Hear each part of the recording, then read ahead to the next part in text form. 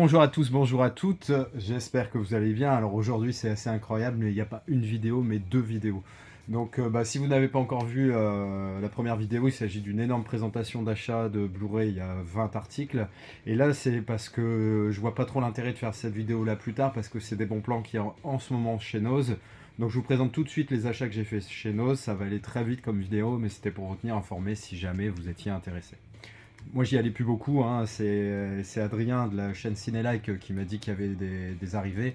Donc j'y suis allé et puis effectivement il y avait quelques trucs intéressants. Donc je vous montre ça tout de suite. Le premier film, alors soit on est fan, soit on l'est pas, soit ça passe pour Franck Dubosc, hein. Alexandra Lamy forcément, un gars une fille elle passe beaucoup mieux.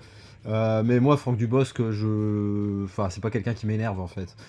J'aime bien notamment Fiston, Bis. Qu'est-ce que j'avais bien aimé aussi, enfin voilà. Et Tout le monde debout, je l'avais vu sur une plateforme, je crois que c'était sur Amazon Prime, et j'avais beaucoup aimé. Et là, il était chez Noz, donc bah écoutez, c'est vraiment une très bonne occasion. Alors tous les Blu-ray que je vous présente, ils sont entre 99 centimes et 2,99 € maximum. Donc Tout le monde debout, Franck Dubosc qui va se faire passer pour un paraplégique, hein, parce qu'Alexandra Lamy l'est, pour en fait la draguer, et puis il va se prendre au propre à son jeu, où il va devoir cacher le fait qu'il est valide par rapport à elle qui ne l'est pas, et puis une histoire d'amour, des situations cocasses, etc. Franchement, ça passe très très bien, un film sans prise de tête. Un film que je ne connaissais pas mais dont j'ai entendu du bien, c'est d'ailleurs je crois que c'est Geoffrey de la chaîne Le Cycliste fait son cinéma qui en a parlé, de Rouler Jeunesse. Donc un film avec Eric Judor qui a l'air très très sympa en fait. Où un mec se retrouve avec trois enfants je crois qui ne sont pas les siens et va devoir s'en occuper. Et bon, forcément un film assez court, il avait dit dans sa vidéo justement 1h20 je crois. Donc je l'ai pris. Alors là, je sais pas trop ce que ça donne. C'est avec Edouard Baird et Audrey Tautou. Edouard Baird, moi, c'est. Il y a un film avec lui que j'adore, c'est Dorine et le bison, ma voisine Dorine. Ouais, c'est ça.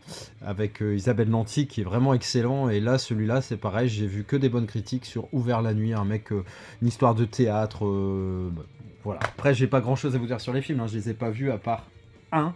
Là, le prochain d'ailleurs. C'est Ami Ami. Alors, c'est avec l'acteur qui joue le comparse de Kev Adams dans Soda, si ça vous parle. Et franchement, c'est une très très bonne comédie où il y a donc ce jeune homme qui est colocataire avec cette fille qui est un peu faux folle. Ils sont vraiment Camille, mais il y a un moment quand on est amis, bah, ça finit toujours par déraper. Donc voilà, si vous croyez à l'amitié homme-femme ou pas, ça pose des questions en fait, et c'est vraiment très rigolo, très sympa. Là, trois films beaucoup plus sérieux. Donc, ce film qui est passé complètement aux oubliettes parce qu'il n'est pas passé au cinéma, c'est Waiting for the Barbarians. Donc, avec Johnny Depp et Robert Pattinson et Mark Rylance. Donc, un film dont on n'a pas entendu parler parce que bah, direct tout DVD ou tout Blu-ray. Et bah, les critiques sont très bonnes sur le net, donc j'ai hâte de voir ça. J'ai hâte de voir ça. C'est une époque en fait qui est pas très claire. L'endroit n'est pas très clair, mais c'est surtout les comportements humains. Enfin voilà, il paraît que c'est pas mal. Ensuite, là, je sais pas grand chose non plus. C'est sur le fils de Jean, donc le réalisateur de Je vais bien, ne t'en fais pas. Donc en gros, je crois que il apprend que son père est décédé. Il habite au Canada et il va se rendre donc en France pour cette histoire d'héritage. Et il va apprendre qu'il a des frères, je crois, frères et sœurs, je sais plus. Mais eux, ils ignoraient complètement son existence, enfin un truc du genre. Mais apparemment, c'est très très bon.